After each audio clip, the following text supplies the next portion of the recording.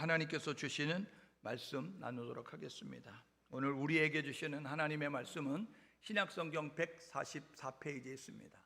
신약성경 144페이지 요한복음 2장 1절에서 11절까지 말씀입니다. 신약성경 요한복음 2장 1절에서 11절의 말씀, 이제 우리 함께 하나님 말씀 나누도록 합니다. 우리 다 같이 자리에서 일어나셔서 요한복음 2장 1절에서 11절까지 말씀 저와 여러분 한 절 한 절 교독하고 마지막 11절은 우리 합독하도록 하겠습니다. 사흘째 되던 날 갈릴리 가나에 혼례가 있어 예수의 어머니도 거기 계시고 포도주가 떨어진지라 예수의 어머니가 예수에게 이르되 저들에게 포도주가 없다 하니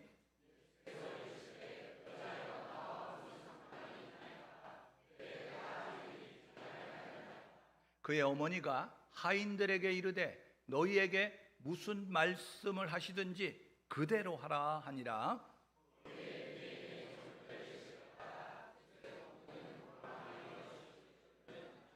예수께서 그들에게 이르시되 항아리에 물을 채우라 하신즉 아귀까지 채우니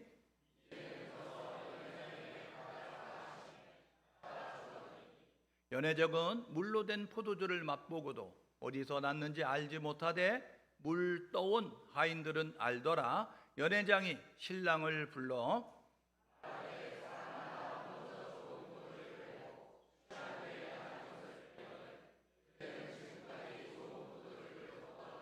함께 읽습니다. 예수께서 이 첫 표적을 갈릴리 가나에서 행하여 그의 영광을 나타내심에 제자들이 그를 믿으니라. 아멘. 네, 자리에 앉으시겠습니다. 오늘은 요한복음 2장 1절에서 11절의 말씀을 가지고 기적의 공식, 이런 제목으로 함께 우리 하나님 말씀 상고하려고 합니다. 기적이라는 그러한 이제 단어의 의미는 설명할 수 없는, 증명할 수 없는 일이 나타났을 때 기적이다라고 이렇게 이야기합니다. 의사는 고치는 기술을 가지고 있습니다. 병원에 가면 의사가 이렇게 처방을 내리고 이렇게 주사를 맞고 이런 치료 과정을 밟아야 됩니다 라고 이야기합니다. 그러면 병든 사람은 의사의 지시를 따라 약도 먹고 또 수술도 하고 치료의 과정도 밟게 되어집니다. 그러면 상처가 아물고 그리고 그의 질병에서 자유케 되는 일들을 갖게 됩니다. 그런데 의사가 못 고치는 상황 가운데 있는 사람들이 있습니다. 시기를 놓쳤습니다. 방법이 없습니다 라는 모습을 갖지요. 그런데 그 방법이 없다는데, 시기가 지났다는데, 놓쳤다는데 그 사람이 낫게 되면 의사는 이렇게 말합니다. 기적입니다. 기적입니다. 이렇게 말하게 되죠. 여러분, 경제학자는요 이렇게 어떻게 경제가 발전하는가를 연구합니다. 그래서 자원을 어떻게 활용해야 되는지, 어떤 기술을 가지고 있어야 발전을 할 수 있는지, 이런 것들을 이제 논의하게 되어지고 연구하게 됩니다.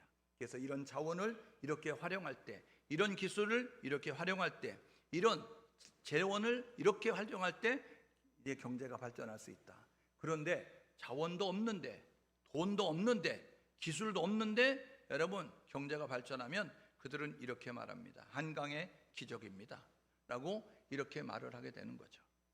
사람이 할 수 없는 일, 세상이 할 수 없는 일이 이루어졌을 때 설명이 안 되는데, 증명이 안 되는데 그 일이 펼쳐지면, 이루어지면 기적입니다 라고 이야기하는 것입니다.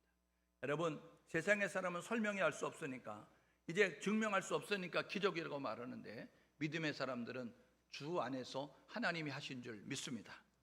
오늘 예배하는 우리 모두가 세상이 할 수 없는, 사람이 할 수 없는 그 일을 오늘도 우리의 삶의 현장에서 일하시는 하나님을 경험할 수 있는 우리 모두가 될 수 있기를 주님의 이름으로 축복합니다. 여러분, 하나님께서 우리에게 주신 경전, 성경은요 구약과 신약으로 이루어져 있습니다. 구약은 이제 39권으로 이루어져 있는데 이 초림의 주로 오실 예수에 대해서 이야기합니다.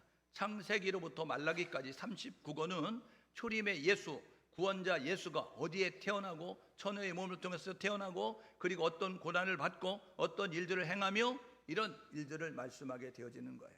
그래서 이 초림의 예수를 소개하는 구약과 그리고 신약이라고 하는 것은 이 초림의 예수, 구원자로 오실 예수가 인간의 몸을 입고 이 땅 가운데 오셔서 그래서 하나님의 뜻을 이루기 위해서 이런 사역을 감당하셨다.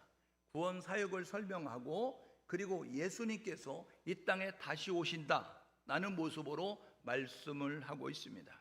그러므로 예배하는 우리 모두는 예수님의 초림과 예수님의 재림은 분명한 사실이라는 사실을 알고 구원자 예수를 믿을 뿐만 아니라 재림의 예수를 대망하는 모습 가지고 삶을 살아내는 우리 모두가 될 수 있기를 주님의 이름으로 축복합니다.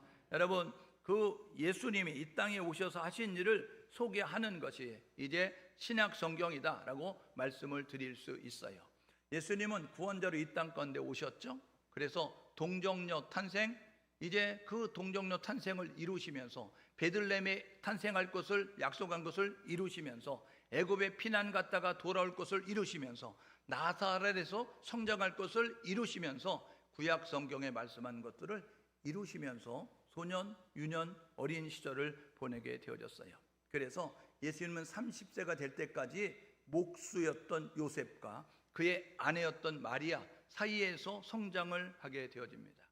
우리가 가지고 있는 이 사복음서에는 예수님의 사생애, 탄생부터 30세까지는 그렇게 잘 설명하지 않는 모습을 가지고 있어요. 인간의 몸을 입고 이 땅 가운데 오셨는데 이런 일들을 행하셨다라고 이야기하죠. 그리고 나서 30세가 되는 어느 날 이제 예수님보다 6개월 앞서 태어났던 이제 엘리야와 같은 역할을 감당했던 세례 요한, 요단강에서 세례를 베풀 때 그에게 나아가서 세례를 받아요. 그리고 난 다음에 40일 금식하시고 광야에 나가서 사단에게 시험을 받으시면서 이제 그 공생애를 시작하는 모습을 갖습니다. 예수님은 33세가 될 때까지 이 땅에 계셔서 30세부터 33세까지 공생애, 하나님의 아들로 하나님의 공적인 일을 이루시는 구원사역을 이루시는 일을 행하게 되어집니다. 여러분, 그래서 예수님의 생애는 이제 사복음서에서 우리에게 소개를 해주고 있습니다. 그런가 하면 이제 예수님께서 부활하신 다음에 40여일 동안 사람들에게 보여주셨어요.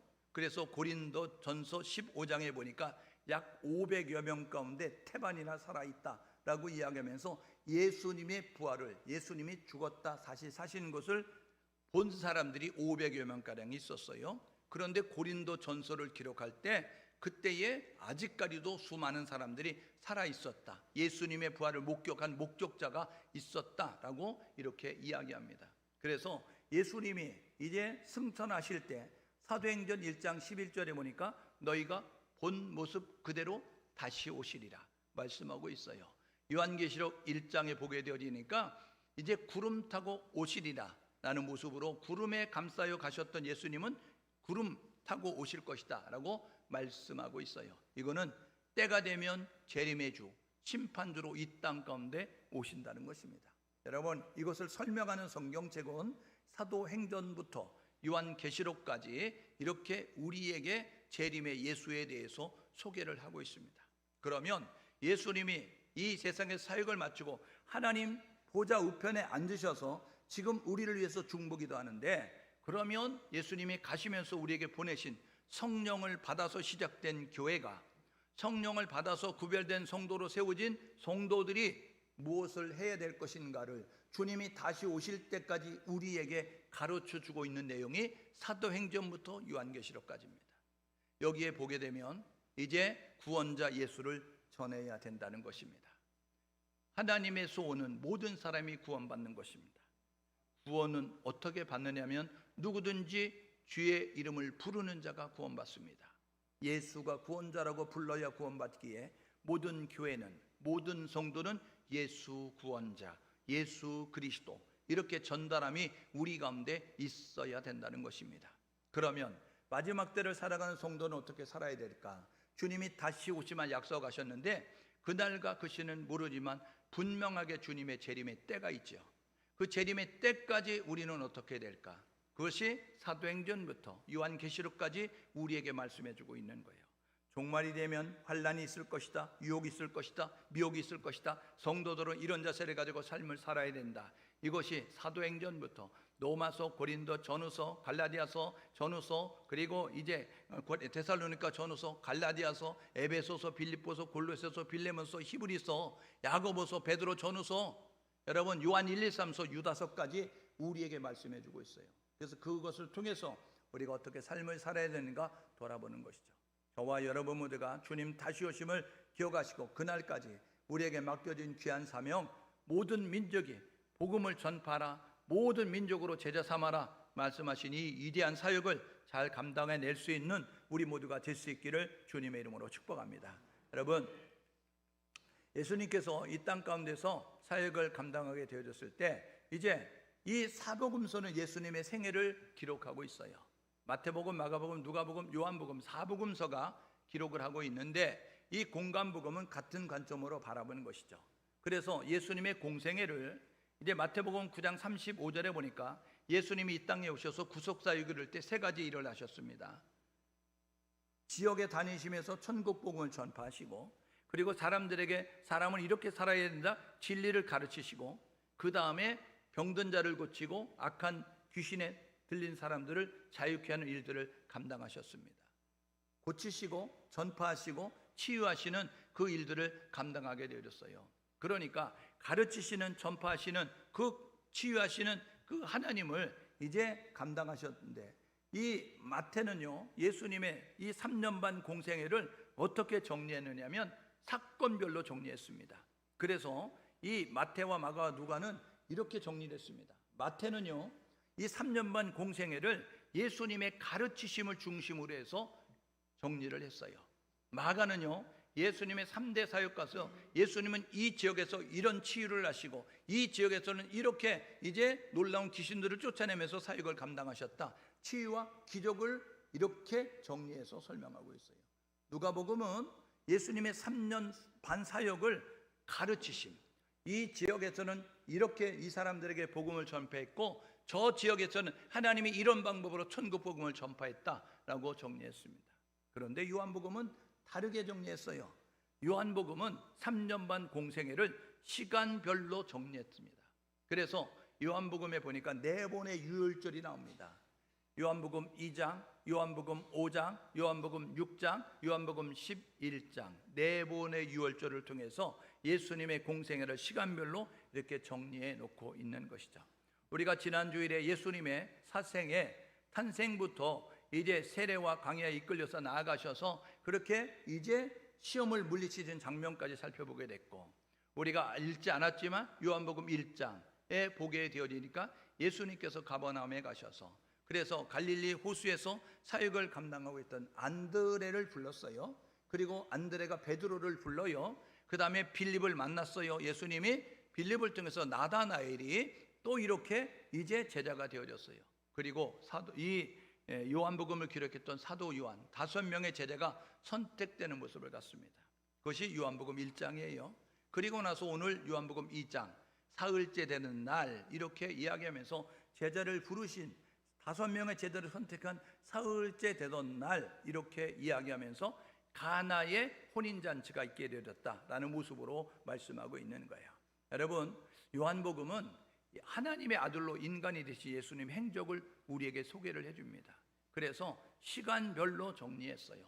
21장으로 이루어져 있는데 요한복음은 예수님이 인간의 몸을 입고 이 땅 가운데 오셨다, 성육신 하신 사건, 그 다음에 예수님이 이런 사역을 감당하셨다, 그리고 예수님이 죄인된 우리를 살리고자 죽으시고 다시 부활하셨다라는 모습으로 설명을 하고 있습니다. 요한복음에는 공관복음에서 만날 수 없는 7대 자기 선언이 있습니다. 예수님이 나는 무엇이다 라는 모습으로 말씀한 7대 자기 선언이 있고, 그리고 7가지 기적으로 우리에게 교훈을 하고 있습니다. 여러분, 7대 자기 선언은 요한복음에 보게 되니까 나는 생명의 떡이네 이렇게 말씀합니다. 나는 생명의 빛이다 라고 말씀하고 있고요, 나는 양의 문이다 라고 말씀합니다. 그런가 하면 나는 선한 목자야 라고 이야기하고요, 나는 부활이고 생명이야 라고 말씀하고요, 나는 길과 진리야 생명이야 라고 말씀합니다. 요한복음 15장에서는 나는 참 포도나무다 라고 말씀하고 있습니다. 여러분, 예수님께서 이렇게 내가 무엇이다 라고 말하는 자기 선언을 통해서 우리가 교훈받는 것은 뭐냐면, 이 예수님과 연합이 되어지면 구원받고 예수님과 연합이 되어지면 영원한 생명을 얻을 수 있다는 것입니다. 그러니까 구원받기 위해서 예수를 찾아야 되는 것이고, 영원한 생명을 누리기 위해서 예수와 함께하는 자가 되어야 된다는 것을 기억하면서, 그래서 떡이요, 빛이요, 문이요, 목자요, 그리고 부활이요, 생명이요, 그리고 참 포도가 나무가 되시는 그 예수님을 바라볼 수 있는 우리 모두가 될 수 있기를 주님의 이름으로 축복합니다. 그래서 성경은 이렇게 말하는 거예요. 요한복음 14장 6절에 내가 길이고 내가 진리고 내가 생명이니 나를 통하지 않고는, 예수를 통하지 않고는 하나님께서 갈 수 있는 방법 없다라고 말씀하고 있어요. 저와 여러분 모두가 예수가 구원자입니다. 오직 예수만이 우리의 구원자가 되신다는 사실을 가져서 오직 예수의 신앙으로 무장할 수 있기를 주님의 이름으로 축복합니다. 옆 사람이 서로 격려하시는데, 예수 신앙으로 무장합시다.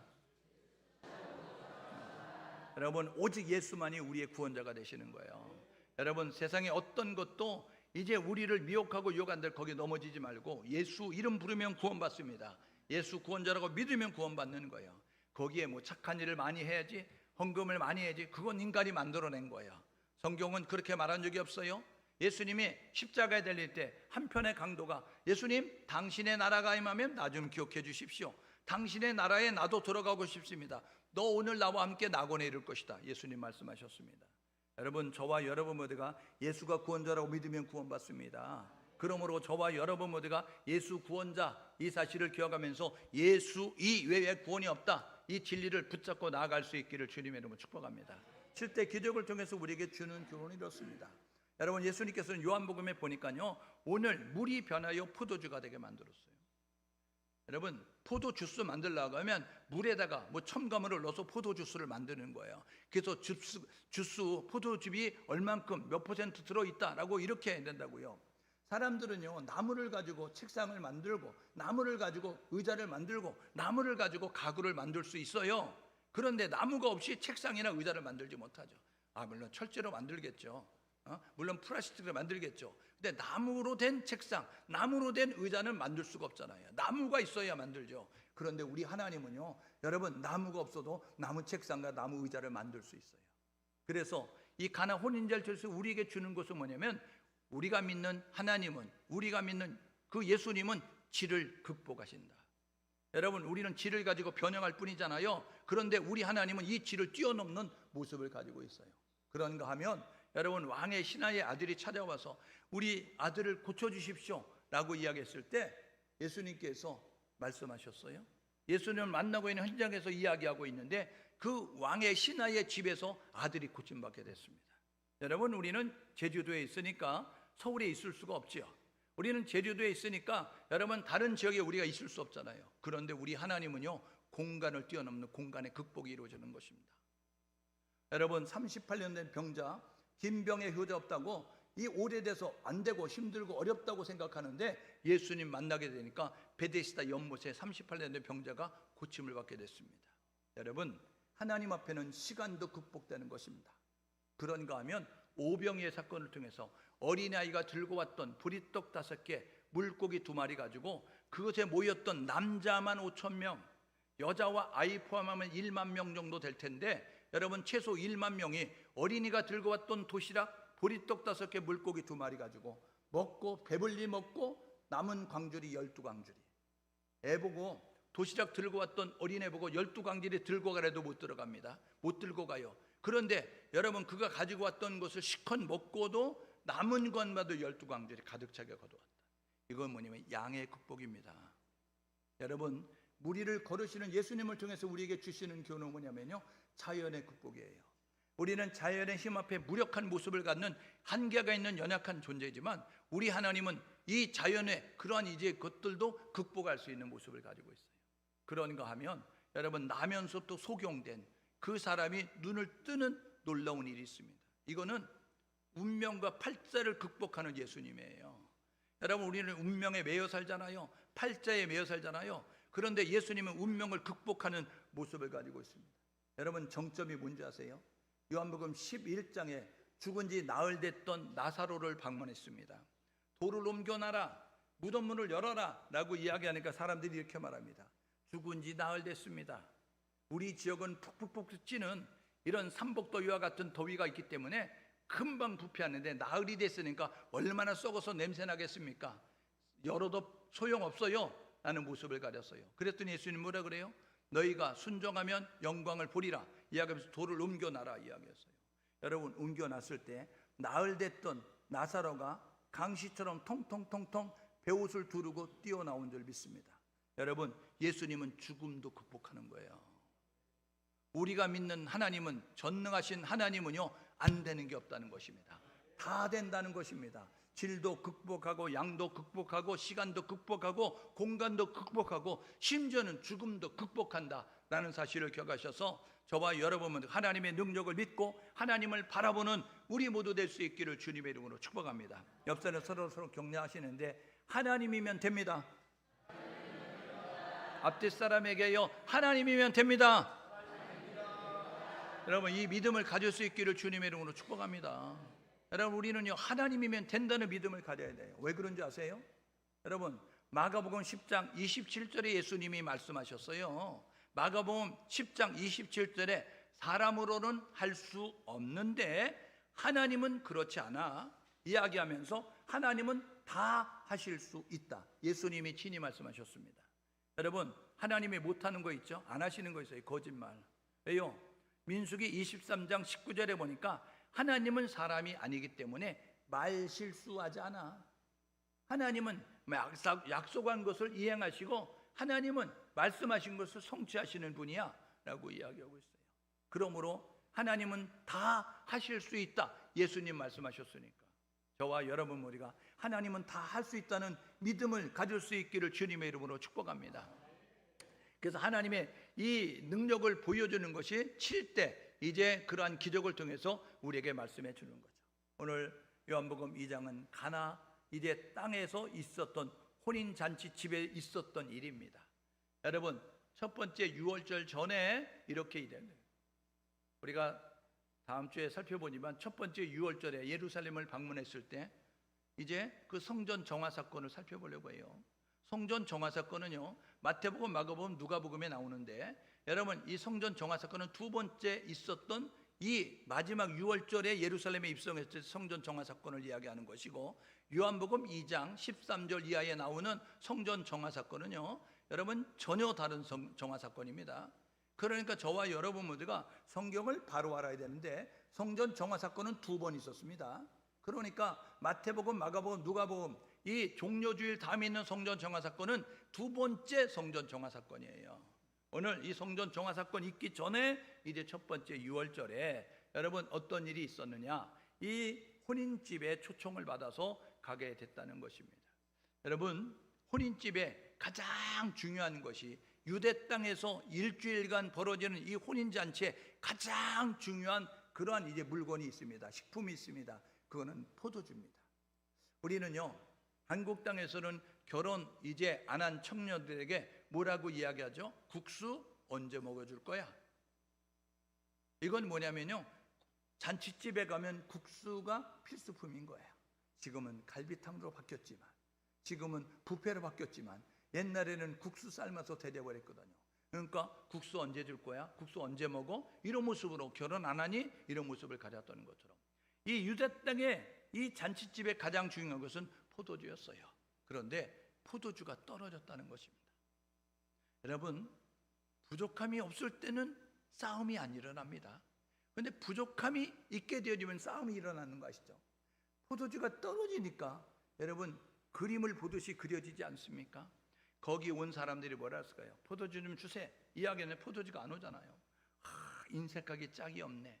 이런 모습 가지고 이제 그 사정을 모르면서 이야기하는 사람들이 있었겠죠. 그 안주인과 바깥주인은 어떻게 여러분 대화를 나눴을까?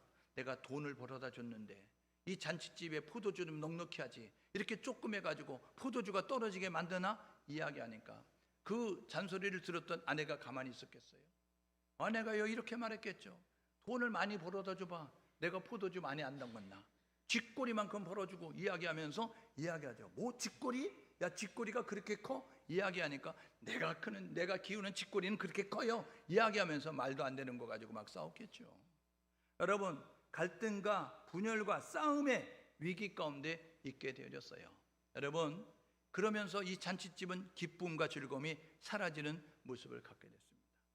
우리의 인생살이가 그렇습니다. 우리의 인생살이에 부족함이 없기를 원하고, 그리고 사고와 사건이 없기를 원하고, 평탄하고 형통한 모습이 되기를 원합니다. 그런데 우리의 인생을 살다 보면 원치 않는 질병이 들기도 하고, 원치 않는 사고와 사건을 통해서 곤란함과 어려움이, 부족함, 필요를 채워야 되는데 필요가 이제 채워지지 않는 그런 모습을 가릴 때가 너무나 많습니다. 여러분, 한계 상황에, 여러분 부족할 때, 저와 여러분은 어찌할 바를 모르는 모습을 가질 때 우리가 가져야 될 자세는 뭐냐면 낙심하지 않는 것입니다. 두려워하지 않는 것입니다. 슬퍼하지 않는 것입니다. 오늘 불렀던 찬양처럼 왜 슬퍼하느냐, 왜 두려워하느냐, 왜 염려하느냐, 왜 걱정하느냐. 저와 여러분 모두가 주님이 우리에게 그렇게 말씀하시니까 여러분이 놓여진 상황 가운데 슬퍼하거나 두려워하거나 걱정하지 말고 저와 여러분 모두가 주님을 바라볼 수 있기를 주님의 이름으로 축복합니다.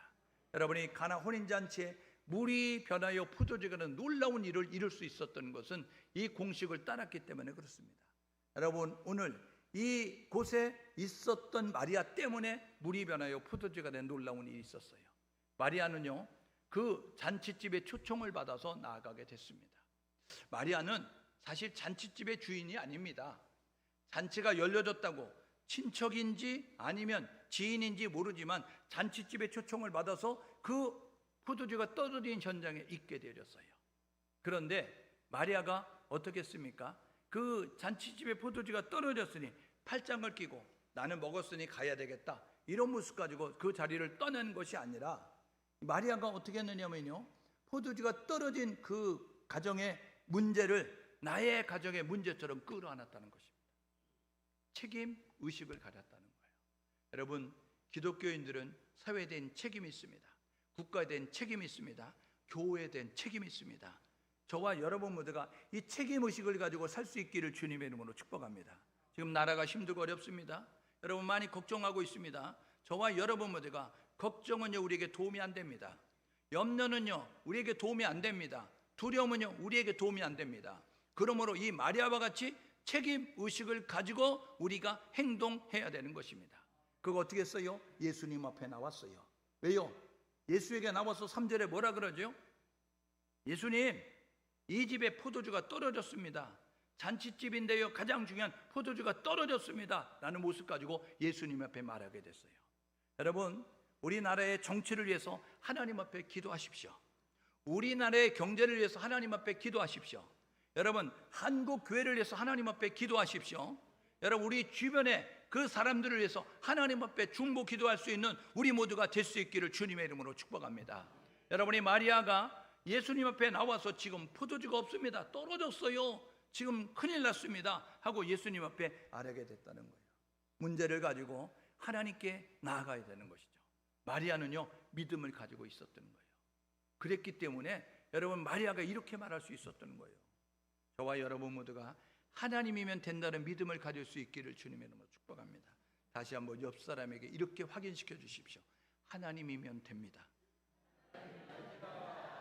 낙심하거나 실망하지 말고 하나님이면 된다는 믿음을 가지고 하나님을 찾고 하나님을 부를 수 있기를 주님의 이름으로 축복합니다.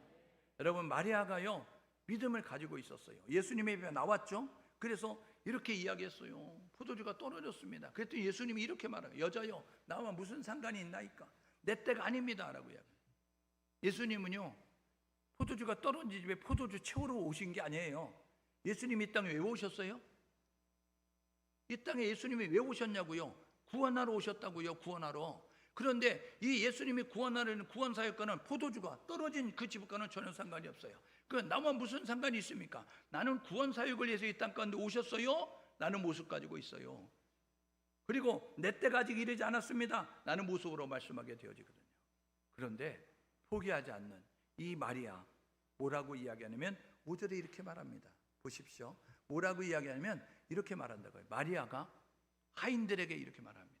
너희에게 무슨 말씀을 예수가 하던지 그대로 하라. 예수께서 너희에게 무슨 말씀을 할 거야, 귀담아 듣고 그 말씀 그대로 행동해야 돼 라고 말씀하게 되어졌습니다. 여러분, 마리아의 믿음이죠. 예수님이 말씀할 거야, 그리고 그 말씀대로 해야 돼. 여러분, 수로보니게 여인 아세요? 귀신 들렸던 딸 때문에 와서 예수님, 우리 딸이 병들었습니다, 고쳐주십시오. 귀신 들렸습니다, 고쳐주십시오. 이야기하니까 나는 이스라엘의 사람들에게 이제 보냄을 받았어 이야기하거든요. 그런데 뭐라고 이야기합니까? 이렇게 이야기한다고요. 개들도 주인의 상에서 떨어지는 것을 먹습니다. 나는 모습 가지고요, 예수님, 저를 개처럼 여겨도 저는 주인의 상 떨어지는 음식을 먹는 것처럼 저는 예수님을 바라봅니다. 그래서요, 수로보니게 여인의 그 소원이 이루어지게 됐어요. 저와 여러분 모두가 사람이 할 수 없는 절망적인 상황, 세상이 할 수 없는 절망적인 상황 가운데 있습니까? 의술이 안 된다고 해요? 여러분, 인간의 방법으로는 방법이 없는 것 같아요? 그때가 하나님이 일할 때예요. 그때가 하나님이 역사할 때라고요. 기억하시면서 하나님은 믿음의 자세를 가지고 하나님을 찾고 부를 수 있는 우리 모두가 될 수 있기를 주님의 이름으로 축복합니다. 여러분, 이 마리아가 이렇게 말했더니 하인들이 어떻게 했어요? 많은 사람들을 접대하고 시중도 너무 힘들었어요. 그래, 무슨 말씀을 하든지 그대로 하라, 무슨 말씀을 하든지 그대로 하라, 그 이야기를 들었어요. 예수님이 이렇게 말하죠. 뭐라고요? 물을 채워라 결례통에다 이야기했어요. 여러분, 일하기 싫은 사람은 핑계대는 거 아시죠? 그래서 여러분, 채우라 그랬을 때 일하기 싫으면 얼만큼 채웠으냐면 반을 채우든지 3분의 1을 채우든지 4분의 3을 채우든지 가득 채우라고 말하지 않았으니까 채웠을 거라고요. 그런데 오늘 본문에 보니까 이 하인들이 어떻게 했어요? 물을 어디까지 채웠어요? 절반을 채웠더라, 3분의 1을 채웠더라 말하지 아니하고 아구까지 채웠더라. 여러분, 완전히 끝까지 다 채웠다는 것입니다. 그 다음에 뭐라 그랬어요? 예수님이 떠서 갖다 줘라 이야기했어요. 여러분, 포도주를 찾는데 물을 갖다 주라고 이야기하는 거예요. 결례통에는 물, 우리가 분명히 물을 붓는데 그런데 그거 갖다 주라는 거예요. 포도주 찾는데 그거 갖다 줘? 결례통에 물 붓지? 그거 갖다 줘 이야기했어요. 여러분, 이게 이치에 맞습니까? 그런데 무슨 말씀을 하든지 그대로 하라, 마리아의 소리를 듣고 예수님의 말씀하니까 물, 포도주 구하는 곳 결례통에서 떠서 갖다 줘 이렇게 이야기했어요. 그때 하인들은 자기 생각을 말하지 않았어요. 내가 부었는데요, 물입니다 라고 반론을 제기하지 아니하고, 그리고 채우라고 했을 때 적당히 채우지 않고 아구까지 채웠어요. 여러분, 채우라고 했을 때 오늘 끝났어요, 이제 손님 다 왔어요, 다 끝나고 나면 내일을 위해서 가득 채워놓을게요 이렇게 이야기할 수 있어요. 즉시 순종했어요. 오늘 저와 여러분 모두가 하나님의 기적을 보러 가면 하나님에 대한 믿음을 가지십시오. 두 번째는 뭐냐면 절대적인 순종이 있기를 주님의 이름으로 축복합니다. 말씀을 그대로 순종해야 되는 거예요. 여러분, 창세기 6장에 보니까요, 노아 방주 이야기하죠. 창세기 6장 22절, 창세기 7장 5절, 노아가 하나님께서, 여호와께서 말씀하신 대로 다 준행하였더라. 하나님께서 방주를 만들어라, 이런 규모로 이런 재료로, 그때에 노아가 그대로 다 했다는 거예요. 여러분, 출애굽기 39장 40장에 성막의 기구를 설명하면서 모세가 여호와께서 보여주신 식양대로 하셨더라, 하나님께서 보여주신 모양대로 다 준행했더라 이렇게 이야기하고 있습니다. 여러분, 그래서 노아 방주가 될 수 있었던 것이고 하나님의 임재가 있는 성막이 될 수 있었던 것입니다. 말씀을 가감하면 안 됩니다. 하나님의 말씀을 가감하면 안 돼요. 요한계시록 22장 18절 19절에 이렇게 말합니다. 요한계시록 22장 18절에 너희들이 이 예언의 말씀을 제하면 너희들 생명체에서 너 이름 빼버린다. 너희들이 이 예언의 말씀에 더하면, 너희들의 의견을 가미하고 너희들의 생각을 가미하면 내가 이 세상을 심판할 때 재앙을 너희에게 더할 것이다. 그러니까 빼거나 더하지 마라. 그대로. 옆 사람이 서로 격려하십시오. 말씀대로 하면 기적이 일어납니다. 하나님의 말씀대로 하면 기적이 일어난다고요. 그런데 내가 볼 때는, 내 생각에는 여리고성이 무너질 수 있는 것은 하루에 6바퀴, 일곱째 날 7바퀴, 총 13바퀴입니다. 과학적인 합리적인 사람은 어떻게 계산할까요? 일주일에 13바퀴, 그러면 이틀에 하루에 2바퀴씩, 마지막 날 기운 빠졌으는 한갑바퀴, 그래서 13바퀴 돌면 되겠네, 이런 모습 가지고 자기의 은혜를 피력했을 거예요. 아니면 거꾸로 하자고 이야기하면서 이제 우리가 첫날에는 기운이 있으니까 3바퀴 좀 돌고 2바퀴 좀 돌고, 이제 중간에 한 바퀴 돌았다가 다시 2바퀴 돌고 한 바퀴 돌고, 어쨌든 13바퀴 일곱째 날까지 채우면 되니까 이렇게 말할 수 있어요. 여리고성이 무너질 수 있는 건 하루에 한 바퀴, 일곱째 날 7바퀴 그대로 했기 때문에 무너지는 겁니다. 오늘 저와 여러분 모두가 그대로 말씀대로 행할 수 있기를 주님의 이름으로 축복합니다. 여러분, 삶의 현장에 기적이 일어나면 어떻게 될까요? 마리아와 같은 믿음을 가질 수 있기를 주님의 이름으로 축복합니다.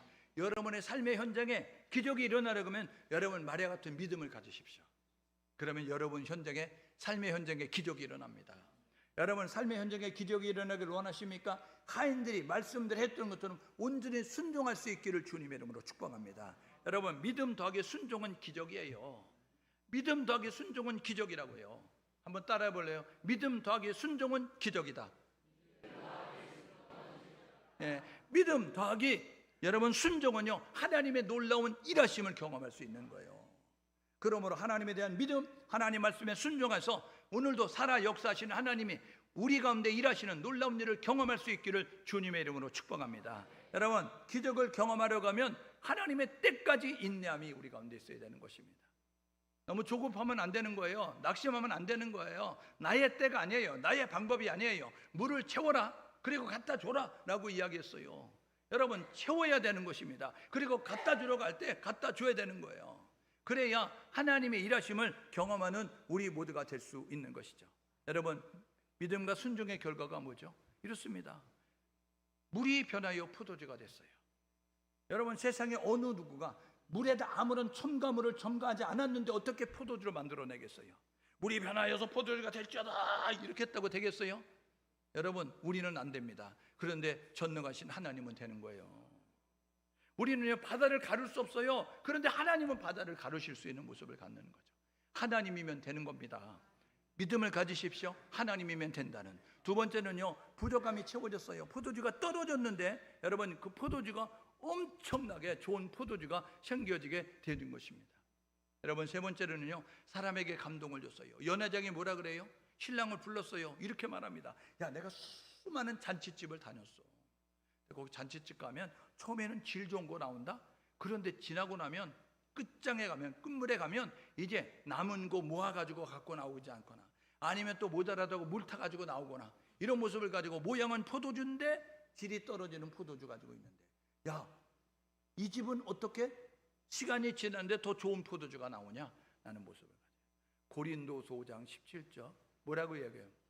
우리가 그리스도 안에 새로운 피조물이라, 이전 것은 지나갔으니 보라 새 것이 되었도다. 여러분, 믿음의 사람은 날마다 새로워지는 것입니다.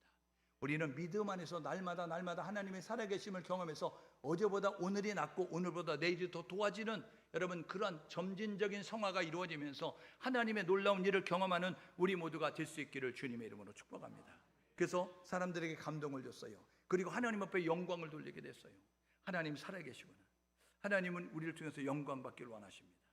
그런즉 먹든지 마시든지 무엇을 하든지 하나님의 영광을 위하여 하라. 고린도서 10장 31절에 말씀했던 것처럼 하나님이 우리를 만드신 목적, 영광 받기 원하시니까 우리의 삶을 통해서 하나님께 영광 돌리는 모습을 가져야 되는데, 하나님을 알지 못하는 사람이 우리를 보면서 너가 믿는 하나님 진짜, 너가 믿는 하나님 진짜 살아계신 전능하신 하나님, 이렇게 고백할 수 있도록, 하나님께 영광 돌리는 모습 될 수 있도록 삶으로 하나님을 증명할 수 있기를 주님의 이름으로 축복합니다. 여러분, 오늘 11절에 뭐라 그래요? 제자들이 믿으니라. 지금 5명의 제자들이 따라다닌다니까요. 그런데 그들은요, 긴가민가 하는 거예요. 쫓기는 쫓는데 이게 맞나? 이거 지금 내가 잘하고 있는 거야? 이거 헛다리 짚는 거 아니야? 이런 모습 가지고 있었어요. 그런데 예수님께서 공생애를 시작하면서 첫 표적, 이렇게 이야기합니다. 첫 표적을 내서 하나님이시라는 것을 보여주는 모습을 통해서 제자들이 예수님이 하나님이라는 사실을 믿게 됐다는 것입니다. 선한 영향력이에요. 오늘 저와 여러분 모두가 이 교회가 해야 될 일은 선한 영향력을 끼치는 거 아닙니까? 여러분, 믿음의 성도가 해야 될 일은 선한 영향력을 끼치는 거 아닙니까? 우리 모두가 선한 영향을 끼칠 수 있도록 하나님을 살아계심을 증명하면서 나아가는 우리 모두 될 수 있기를 주님의 이름으로 축복합니다. 여러분, 이렇게 결단하고 사셔야죠. 우리의 삶의 현장에서 어쩔 수 없는 부족함, 연약함, 한계 상황에 부탁드려서 갈 바를 모르고 우왕좌왕 갈팡질팡하는 모습을 가질 때 해야 될 일은 포기하지 않는 것입니다. 두려워하지 않는 것입니다. 무서워하지 않는 것입니다. 염려하지 않는 것입니다. 걱정하지 않는 것입니다. 왜요? 내가 믿는 하나님이 우리와 함께 하시기 때문입니다. 내가 믿는 하나님이 우리의 아버지가 되시기 때문입니다. 그분은 전능하십니다.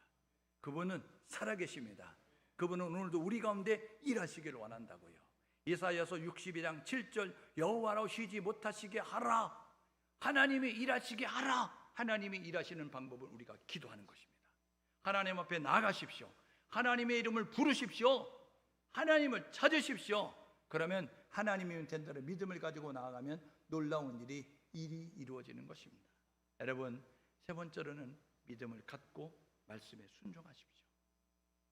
하나님 말씀에 순종하면 하나님이 일하시는 것을 보게 되는 것입니다. 우리는 오늘도 살아계신 하나님이 우리 아버지가 되심을 고백하고 살고 있습니다. 그렇다고 한다면 세상이 증명할 수 없는, 과학이 증명할 수 없는, 세상이 설명할 수 없는, 사람이 설명할 수 없는 이 기적을 일으키는 사람이 되어야 되는 것이죠. 기적의 주인공이 되어야 하는 것입니다. 하나님은 믿음을 가진 자에게, 하나님 말씀에 순종하는 자에게, 하나님을 잠잠히 바라보며 기다리는 자에게 하나님은 기적을 베푸신다라는 사실을 기억하셔서 8월 한 달 여러분의 삶의 현장에 찾아오셔서 일하시는 살아계신 전능하신 하나님의 놀라운 기적을 체험하시는 기적의 주인공이 될 수 있기를 주님의 이름으로 축복합니다. 함께 마음을 모두 기도하게 해요. 이렇게 기도하면 좋겠습니다. 하나님, 제가 하나님이면 된다는 믿음을 갖습니다.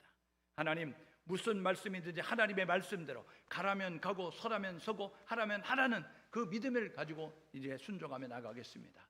하나님 역사하여 주셔서 기적을 경험하게 도와주십시오. 주가 일하시는, 하나님이 일하시는 것을 경험하게 도와주십시오. 함께 마음을 모두와 기도합니다.